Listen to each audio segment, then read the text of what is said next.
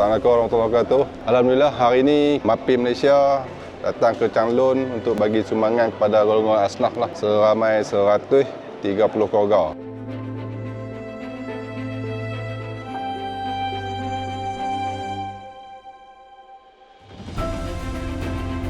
Selepas majlis penyampaian bantuan kepada MAPIM, bukan food dan kurma, selesai pada itu kita akan buka puasa bersama-sama dengan asnaf lah.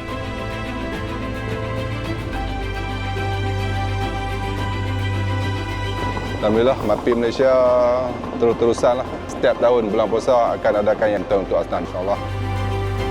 Terima kasih MAPIM.